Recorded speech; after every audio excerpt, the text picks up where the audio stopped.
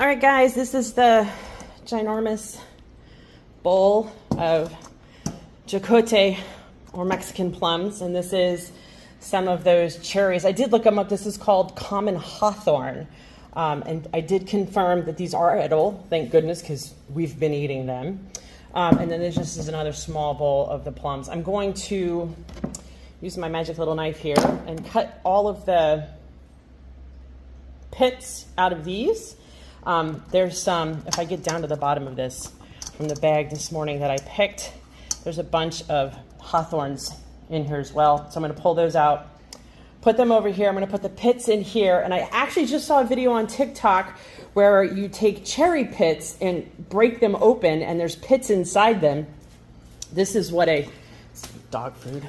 This is what the pits look like. I've got them here next to my watermelon seeds. So this is what they look like. Just ignore the paper towel when you take the pits out. And I'm going to try throwing those in some dirt and seeing what happens. Somebody did tell me that all you have to do to propagate the chacote is break off a branch and stick it in the ground. We have one weird branch that we're going to try that with as well. So got a couple ways we're going to try to propagate that. I don't think that you guys really want to watch me cut up fruit, so I'm going to turn on my Audible book. I am listening to Chrysalis by, I think it's Rhino Z or Rhinaz, book 5 right now. So I'm going to go enjoy my book and cut up some fruit. I'll get back to you when I'm ready to make the jam. Okay, I have cut up all of the plums. I have this tiny little bit of Mexican cherries here, and I'm going to pause this and pulse them for just a moment. I wanted to pulse them slightly just so that they would,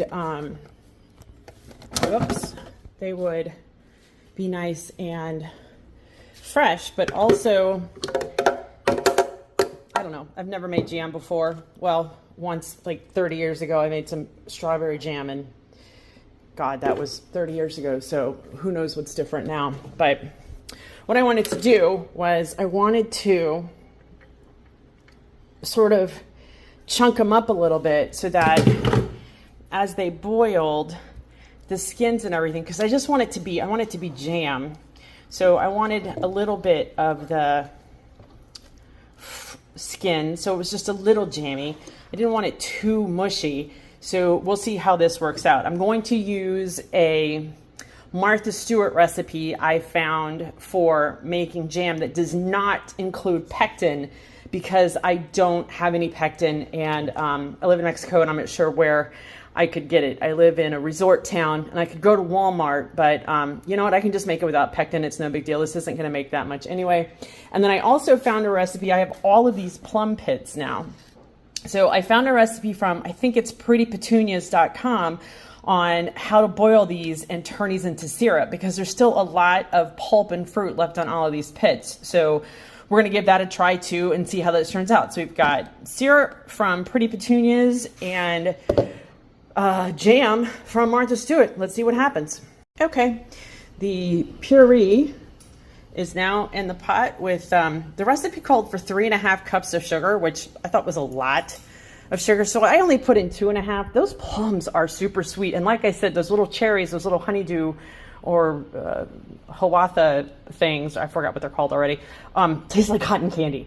So they're wicked, wicked sweet. So I cut that down, and this is now gonna boil. The recipe said boil until the sugar dissolves and then mash it. Like I said, I showed you, I ran it through my Ninja Foodie because one, I thought that would help it, and two, now that I've read the directions, I'm lazy and didn't want to mash it. And then over here we've got these pits in some bottled water boiling away. They're going to boil for a little while. I think it was 15 minutes, and then I'm going to turn it down to simmer, and it's going to simmer for 45. Then we're going to drain it and simmer it a little longer. So I'll touch back and let you know how these are going. Okay, so it's been 15 minutes and I have turned the heat down and scooped some foam off of the jam. And this is gonna sit for probably another 10 or 15 minutes. I want this to thicken up a little bit more. I did go get some tiny little pepinos and put in here, which is what these little red things are. Though I think I probably should have minced those up before I just threw them in the pot. I was hoping that the boiling would make them explode. And there's still some time for that. So we'll see how that works out. And then over here, this is down to a simmer. This has been going for 15 minutes as well. Came to a boil, and then I put it on simmer, and this is supposed to simmer for 45 minutes. So this has got another half hour of simmering to go. And then once that happens, then I drain it through some cheesecloth and measure it, see how much it is, add that much more water back, and boil it again. So maybe another hour or two before this one is finished, and maybe another half hour, 45 minutes or so before this one is finished. Like I said, I don't have any pectin, so I want this to thicken up a little bit more before I put it into a jar. Okay, I have just turned the jam base off, and I have washed some jars, and the syrup is still boiling. So I am going to put the jam into hopefully this jar and this jar, and leave the syrup for this jar. I really don't want to use this one because it's so big, but they're the only jars I have. I gave all my small ones away last week. Who knew? So let me pause this, and I will get this into some jars. Okay, there we go. 2 jars of Jocote or Mexican plum jam. These are, I guess they're quart jars. I'm just going to let them cool for a little bit before I put the lids on them. I did wash these with scalding hot water before I filled them. Again, just going to set the lids on them just a little bit like this, just to let them cool.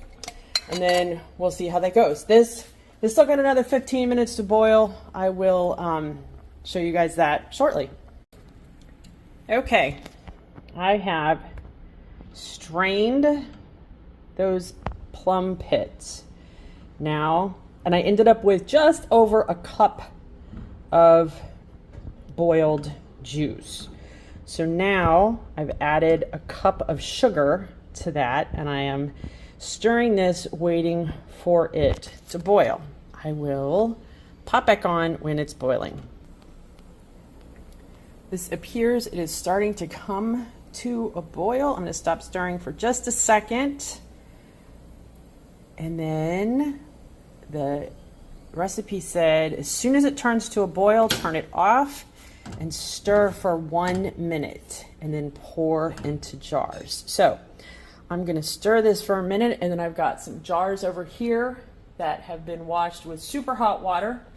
I think I'm only going to need 1 of those though. So give me a second, and a minute, and I will show you what this looks like after it's in a jar. Okay, this has been stirred. I have my jar in the sink with the funnel in it. Those are the peach pits back there. Look at that, the perfect amount for that jar. And there we go, 1 jar, ooh, that is hot. 1 jar of camote, not camote, that's sweet potato, Jocote plum syrup, and 2 jars of plum jam. Enjoy.